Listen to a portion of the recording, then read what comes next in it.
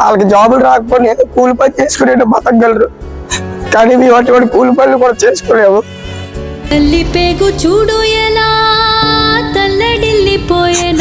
అందరికీ నమస్తే. మన జీవితంలో చిన్నపాటి కష్టానికి మనం అంతా చాలా భయపడిపోతాం, అన్నీ కోల్పోయామని కుంగిపోతాం. కానీ ఈ రోజు నేను చూపించబోయే ఈ మనుషుల్ని చూస్తే మన జీవితంలో పడుతున్న కష్టాలు అవి కూడా ఒక కష్టాలేనా అనిపిస్తాయి.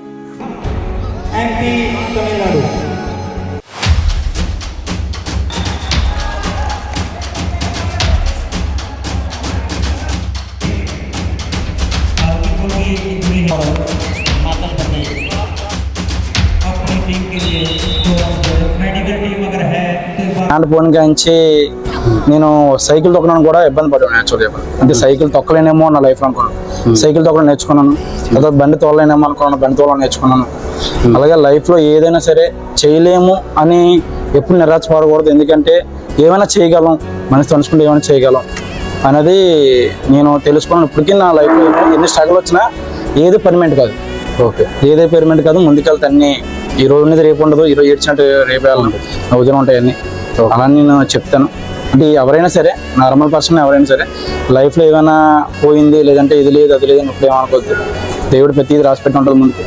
గట్టిగా మనంతా మనం చేస్తే అయిపోద్ది 100%.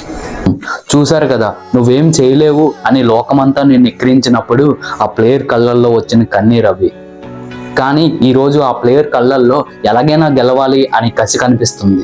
పర్లేదు, వాడితో ఎంకరేజ్ చేసి రెండు బుద్ధి తీసుకొచ్చారు. ఇప్పటికి కూడా లోకల్ టోర్నమెంట్ లో కానీ, పారా కబడ్డీలో కానీ మా వాళ్ళు నాకు ఇప్పటికీ సపోర్ట్ చేస్తారు. నేను పారా అసోసియేషన్ లోకి రావడానికి కారణం అయితే శ్రీనన్యే. శ్రీనన్య వల్ల నేను కబడ్డీ 2 నేషనల్స్ ఆడాను. 2 నేషనల్స్ లో నేను వెళ్ళిన స్టార్టింగ్ నేషనల్ లోనే రన్నర్స్ గా నిలిచాము తమిళనాడులో. ఇది సెకండ్ టోర్నమెంట్. ఇప్పుడు కూడా మేబీ ఫస్ట్ ప్లేస్ కొడదామని ట్రై చేస్తున్నాం.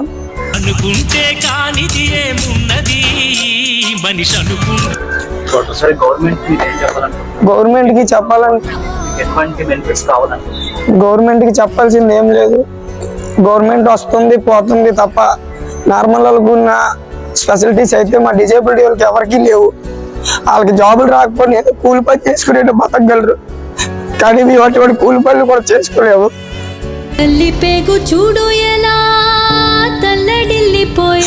మా సొంత డబ్బులతో ఖర్చు పెట్టుకుని dress code, food maintenance, travelling మొత్తం చేసి ఎప్పటికైనా ఉపయోగం ఉంటుంది, ఫలితం దక్కుద్ది అని కృషితో మేము ఎక్కడ జరిగిన ఈ కబడ్డీ అని, వాలీబాల్ అని దేనికైనా సరే వెళ్ళడం జరుగుతుంది. గవర్నమెంట్ ఏమైనా ముందుకు వచ్చి మాలాంటి వాళ్ళకి ఏమైనా కొద్దిగా ఉపయోగాలు చూపిస్తారో, మాకు కొంచెం ప్రయారిటీ ఎక్కువ ఇస్తారని గవర్నమెంట్కి గుర్తిస్తుందని మేము తెలియజేస్తున్నాం. శరీరంలో అవయవాలు కరెక్ట్గా లేకపోయినా నేను ఇది సాధించగలను అని వాళ్ళు ఈరోజు ఇక్కడ వరకు వచ్చారు. వీళ్ళు ఆడుతుంది జస్ట్ కబడ్డీ మాత్రమే కాదు, మన జీవితంలో వస్తున్న కష్టాలని వాటిని మనం అందరం ఎలా చూడాలి అని చెప్పే ఒక గొప్ప పాఠం ఇది. ఈ వీడియో చేయడానికి గల కారణం మన జీవితంలో జరుగుతున్న చిన్న పెద్ద ఇబ్బందులు, సొసైటీలో జరుగుతున్న ఎన్నో అన్యాయాలు, ప్రజలకు తెలియని నిజాలని ఈరోజు మీ ముందుకు చూపించడమే నా వీడియోస్ యొక్క లక్ష్యం. అసలు పారా కబడ్డీ అంటే ఏంటి, ఈ పారా కబడ్డీ ఎలా స్టార్ట్ అయింది, అసలు ఈ పారా కబడ్డీలో మన ఆంధ్రప్రదేశ్కి ఒక టీం ఉందనే విషయం కూడా ఎవరికి తెలియదు. కానీ వీళ్ళు ఈ సొసైటీలో ఇన్ని ప్రాబ్లమ్స్ ఎదుర్కొని మన రాష్ట్రం కోసం, మన దేశం కోసం పాటుపడుతున్న వీళ్ళకి మనం ఖచ్చితంగా మన అందరం సపోర్ట్ కావాలి. వీళ్ళని మనం గుర్తించి వీళ్ళని మనం ముందుకు తీసుకెళ్లే అవసరం మన అందరిలో ఎంతైనా ఉంది. కాబట్టి నేను ఈరోజు ఈ వీడియో చేయడం జరుగుతుంది. సో మీలో ఎవరైనా కొత్తగా మన ఛానల్కి వచ్చుంటే, నా పేరు Vasu, welcome back Vasu Telugu YouTube channel. మనకు కావాల్సింది నిజం తెలుసుకుందాం, నిజం కోసం మాత్రమే మాట్లాడుకుందాం. ఈరోజు నా వాయిస్ 0.01% కావచ్చు, కానీ మనమంతా కలిస్తే ఆ వాయిస్ యొక్క వాల్యూమ్ పెంచవచ్చు. కాబట్టి మీలో ఎవరైనా కొత్తగా మన ఛానల్కి వచ్చుంటే ఎప్పుడే సబ్స్క్రైబ్ చేయండి. అంతేకాకుండా వీడియో స్టార్ట్ చేసే ముందు వీడియోకి ఒక చిన్న లైక్ వేసుకోండి.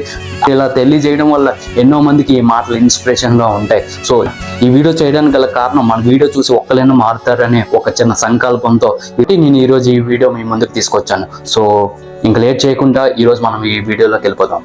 వాళ్ళు చెప్తున్న మాటలు నా గుండెను తాకుతున్నాయి. ఎందుకంటే మన జీవితంలో ఏదైనా ఒకటి సాధించాలి అనుకుంటున్నప్పుడు సొసైటీ నుంచి చాలా ప్రెజర్స్ వస్తూ ఉంటాయి. చాలా మంది అవమానిస్తారు, నువ్వు చేయలేవు అంటారు, నీ వల్ల కాదు అంటారు. కానీ వీటినన్నిటిని వీళ్ళు అధిగమించి వాళ్ళ శరీరంలో కొన్ని పాటలు సరిగ్గా లేకపోయినా సరే మేము నిలబడగలం అనే గుండె ధైర్యంతో ఈరోజు వీళ్ళు మన ముందుకు వచ్చారు. సో కాబట్టి వీళ్ళందరినీ సపోర్ట్ చేయడం మన అందరి యొక్క బాధ్యత. ఆయన నమస్తే. నమస్తే అండి. సో మీ కబడ్డీ జర్నీ ఎలా స్టార్ట్ అయిందన్న? ఎప్పటి నుంచి కబడ్డీ ఆడాలని అనుకున్నారు? నేను కబడ్డీ అనేది ఫస్ట్ ఆఫ్ ఆల్ నేను ఇవాళ కబడ్డీ ఆడడం వచ్చానంటే ఫస్ట్ ఆఫ్ ఆల్ దానికి మూలగా నేను అంటే మన శ్రీనాన్ అండి. శ్రీనాన్ లేకపోతే ఇవాళ ఒక కబడ్డీ టీము లేదు, ఒక ప్లేయర్ అంటే ఒక ఏది లేదండి. ఎందుకంటే ఫస్ట్ ఆఫ్ ఆల్ ఎక్కడికి వెళ్ళాలన్నా ఏం చేయాలన్నా మేము పేరుకి వెళ్ళాలని తప్పగా మొత్తం అంతా ఆయన స్పాన్సర్ అవన్నీ ఏదేమని అన్నంత వరకు అన్న చూసుకుంటాడు. అన్న రిమైనింగ్ మాలో ఉన్న వాళ్ళు మేము చేసుకుంటామండి. అలాగే 2020 నుంచి జర్నీ స్టార్ట్ అయిందండి. అప్పుడు కూడా అన్న చాలా సార్లు అంటే అన్నతో పాటు కాకుండా మన ఆంధ్రప్రదేశ్ స్టేట్ లో కూడా చాలా మంది డిజబిలిటీ పర్సన్స్ ఉన్నారు, వాళ్ళకి గేమ్స్ ఉన్నాయని తెలియదు అని చెప్పి ఒక అవేర్నెస్ తెద్దామని చెప్పేసి అలా ఒకరికి ఎక్కడికైనా బయట కనిపించాం అనుకో అన్నాళ్ళు మోటివేషన్ చేయడం, ఇప్పుడు అవన్నీ విధంగా కబడ్డీ ఉంటుంది. ఆ ద్వారా అలాగే అలా ఒక స్టేట్ మొత్తం ఇది అయిందండి. ఇప్పుడు ఒక విధంగా ఈరోజు ఒక ఆంధ్రప్రదేశ్ టీము ఉందంటే దానికి మూల కారణం మన శ్రీనన్న. నా పేరు గణేష్ అండి, మాది ఎస్రాయవరం మండలం, అనకాపల్లి జిల్లా, సోమదీప గ్రామం అండి. నాకు లెగ్ అయితే ప్రాబ్లం అండి, చిన్నప్పటి నుంచే బై బర్త్ వచ్చింది, నాకు పోలియో వచ్చిందండి. అయితే నాకు ఫస్ట్ గేమ్స్ అంటే చాలా ఇంట్రెస్ట్ అండి. ఈ కబడ్డీతో పాటు నేను వాలీబాల్ ఆడతాను, క్రికెట్ ఆడతాను, A to Z అంటే సామాన్య నార్మల్ ప్లేయర్ ఎలా ఆడతాడో అంతకు మించి అయితే నేను ఎఫెక్ట్ పెట్టి మంచిగా ఆడతానండి. అలాగే నా ఫ్యామిలీ కూడా బాగా పూరు అయినా కూడా ఇప్పుడు వచ్చి నేను ఎటువంటి జాబ్ చేయకుండా రేపన్న రోజు ఎప్పటికైనా స్పోర్ట్స్ ఆడితే స్పోర్ట్స్ కూడా ఉద్యోగం వస్తాను ఖచ్చితంగా ఇన్నాళ్ళు ప్రాక్టీస్ చేస్తున్నానండి. ఆ విధంగా కూడా గవర్నమెంట్ కూడా సహకరించలేదు. ఇప్పుడు నార్మల్గా ఏంటంటే క్రికెట్కి ఉన్న విలువ ఈ స్పోర్ట్స్కి మన స్టేటే కాదు ఆల్ ఓవర్ ఇండియాలో కూడా ఎవరికి పోలేదండి. ఒక దయచేసి ఏంటంటే ఒక క్రికెటరే ప్లేయర్ కాదు, ఆల్మోస్ట్ ప్రతి ఒక్క క్రీడాకారుడు ప్లేయరే. అంటే ప్రతి ఒక్కరు కష్టపడుతున్నారు, కానీ క్రికెట్నే కాకుండా ప్రతి ప్లేయర్ గుర్తిస్తారని కోరుకుంటున్నాను.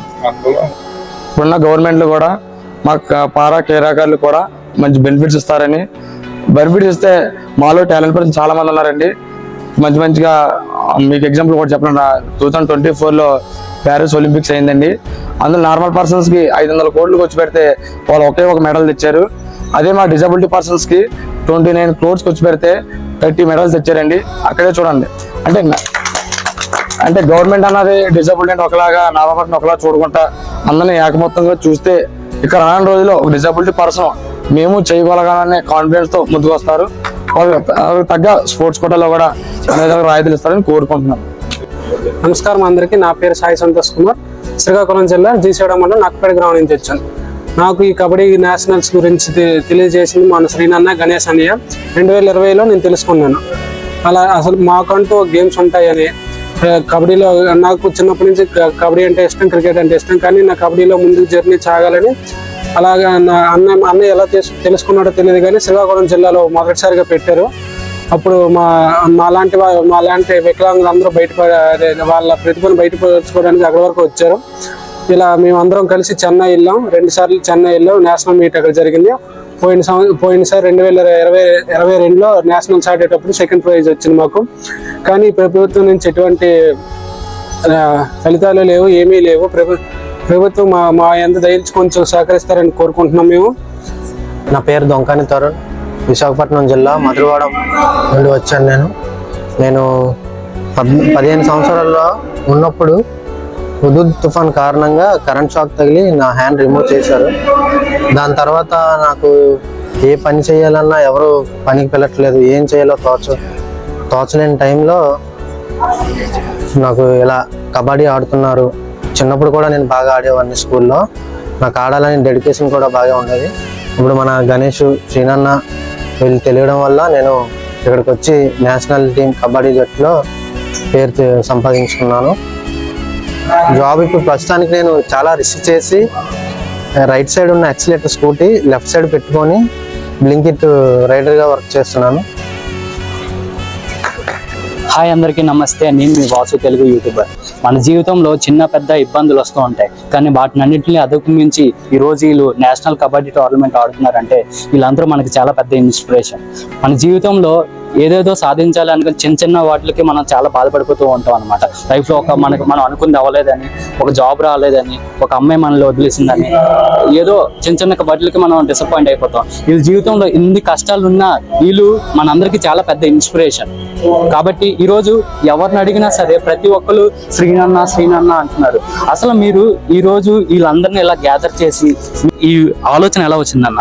అసలు ఇంతమందిని ఒకే దగ్గరికి తీసుకొచ్చి ఇంతమందిని మీరు తీసుకొచ్చి ఇలా చేస్తున్నారంటే తెలియని ఒక బాధ అనేది ఉంటుంది. అది ఏంటి అనేది చెప్పండి. అది చెప్పాలంటే విజయనగరం వాలీబాల్ అసోసియేషన్ అండి.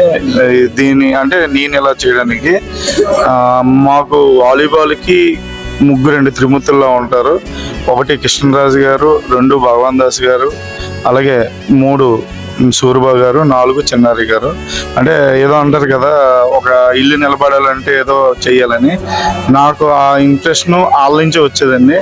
అంటే నేను స్టార్టింగ్ నార్మల్గా ఉన్నప్పుడు వాలీబాల్ ఆడేటప్పుడు అసోసియేషన్ ఎలా ఉండేదంటే, ఒక కిట్ని జూనియర్ సీనియర్ అలా వేసుకొని ఒక ఇదంతా ఒక కిట్తో ఉండే అసోసియేషన్ని వాళ్ళు ఇప్పుడు ఒక టోర్నమెంట్కి వాళ్ళకి అప్పర్ లోయర్ ట్రావెలింగ్ 2 స్కిట్లు అంటే ఆ లెవెల్కి తీసుకొచ్చారు. ఇప్పుడు నేను కూడా ఉన్నాను. మొన్నే మా సూర్యబాబు గారు పోర్ట్లో పనిచేసేవారు, రిటైర్మెంట్ అయ్యారు.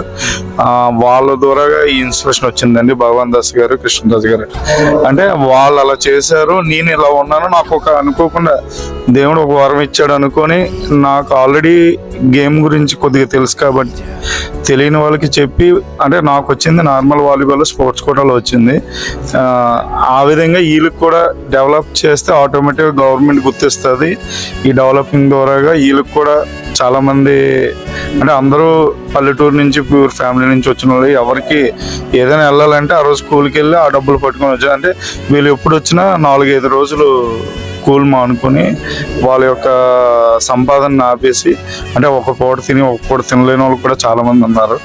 మీకు దీన్ని బట్టి చూసి ఆంధ్రప్రదేశ్ గవర్నమెంట్ కి మీరు ఏమైనా చెప్పాలనుకుంటే ఒకసారి చెప్పండి. ఆంధ్రప్రదేశ్ గవర్నమెంట్ కి మేము చెప్తుంది ఏంటంటే, ఉమ్మడి కూటమి ప్రభుత్వానికి ఆల్రెడీ 3% స్పోర్ట్స్ కోటా అనేది ఆల్రెడీ మాకు పెట్టారు, వాళ్ళకి పెట్టారు. కాకపోతే ఏంటంటే మా దాంట్లో ఎక్కువ మంది నేషనల్స్ ఆడి, ఇప్పటికే చాలామంది ఒక్కొక్క ప్లేయరు 4-5 నేషనల్స్ ఆడి, అది కబడ్డీ అవ్వచ్చు, లేదంటే వాలీబాల్ అవ్వచ్చు, అథ్లెటిక్స్ అవ్వచ్చు, లేదంటే త్రోబాల్ అవ్వచ్చు, ఇలా ఆల్మోస్ట్ అన్ని గేమ్స్ నార్మల్ ప్లేయర్స్ ఎలా ఉన్నారో మేము కూడా అలాగే ఆడుతున్నాం అండి. ఓన్లీ శారీరక వికలాంగమే తప్ప మానసికంగా అయితే మేము కాదు. మేము దేనికైనా ఏదైనా చేయడానికి మా క్రీడాకారులు అవ్వచ్చు, మా ప్లేయర్స్ అందరూ కూడా రెడీగా ఉన్నాం. గవర్నమెంట్కి తెలియజేస్తుంది ఏంటంటే, ఆల్రెడీ వాళ్ళు పెట్టిన నగదు బహుమతి ఇవన్నీ పెట్టుకున్నారు. మాకు అవి అందే విధంగా, అలాగే మేము కూడా 2-3 నేషనల్ ఆడి నేషనల్ మెడల్ కొడితే డైరెక్ట్గా నార్మల్ పర్సన్స్కి ఎలా జాబులు ఇస్తున్నారో మాకు అదే విధంగా ఇవ్వాల్సిందిగా కోరుచున్నాం. దానికి పారా వాలీబాల్ అసోసియేషన్, పారా కబడ్డీ అసోసియేషన్, అలాగే ఇక్కడ AMTZ వారు, నాకు తెలిసి ఇన్ని నేషనల్స్కి వెళ్ళానండి కబడ్డీలో, ద బెస్ట్ ప్రొవైడింగ్ అండి. అంటే ఇక్కడ వీళ్ళు ప్రొవైడ్ చేసిన అకామిడేషన్, AC అకామిడేషన్ అండి. ఫుడ్ కూడా A+ ఫుడ్ అండి. అంటే ఒక స్పోర్ట్స్ మ్యాన్కి ఏ విధంగా ఇస్తున్నారో ఆ విధమైన ఫుడ్ ఇవ్వడం. అలాగే వాళ్ళ ఎంకరేజ్మెంట్ ఎలా ఉందంటే, ప్రతి ఒక్కరు ఇక్కడికి వచ్చిన వాళ్ళు మమ్మల్ని ఒక ప్లేయర్లా కాదు, మేము వాళ్ళకి ఒక అతిథుల్లాగా మమ్మల్ని చూడడం మాకు ఇదైతే AMZ వాళ్ళకి మేము చెప్తున్నాం. 2 ఈ దీంట్లో ఆడుతున్న లోకల్లో ఉన్న వాళ్ళకి జాబ్ ప్రిఫరెన్స్ కూడా AMZ వాళ్ళని రిక్వెస్ట్ చేస్తున్నాం. ఎందుకంటే ఇక్కడ ఉన్న వాళ్ళు చాలా మంది ఈ లోకల్లో ఉన్న వాళ్ళే, ఈ అచ్యుతాపురం, పరవాడ ఈ దీంట్లో ఉన్న వాళ్ళే. కాబట్టి నేను కోరుకుంటుంది ఏంటంటే, నేను పంచాయతీ సెక్రటరీ గ్రేడ్ 6 డిస్ట్రిక్ట్ ప్రెసిడెంట్గా పనిచేస్తానండి. అలాగే నా వాళ్ళు కూడా సెటిల్ అయితే నేను ఇప్పుడు దాకా చేసిన దానికి పరిపూర్ణం అవుతుందని నా యొక్క మనండి. గవర్నమెంట్ కూడా మేము అదే తెలియజేస్తున్నాం. ఓకే, మీరు ఏదైతే ఆశిస్తున్నారో అది జరగాలని మా యూట్యూబ్ ఛానల్ నుంచి కూడా మేము కోరుకుంటున్నాం. ఆంధ్రప్రదేశ్ గవర్నమెంట్ ఈ విషయాన్ని ఖచ్చితంగా మీరు ఒక బాధ్యతగా తీసుకొని వీళ్ళందరికీ తగిన న్యాయం జరిపిస్తారని మనస్ఫూర్తిగా కోరుకుంటున్నాను. అయితే ఈ 3rd నేషనల్ కబడ్డీ టోర్నమెంట్కి మాకు నార్మల్ పర్సన్ నందు గారు, ఒక నేషనల్ ప్లేయర్, ఆల్రెడీ తన దగ్గర ఒక 100 మెంబర్స్ కబడ్డీ కోచింగ్ కూడా తీసుకుంటున్నారు. అటువంటి అతను మాకు ఫోన్ చేసి, భయ్యా మీ దగ్గర కబడ్డీ టీం ఉంటే మేము వచ్చి కోచింగ్ ఇస్తాం, మీకు సపోర్ట్గా ఉంటాననేసి తన యొక్క పెద్ద మనసుతో మాకు, అంటే చాలా మంది ఉంటారు ఎవరు రాలేదు.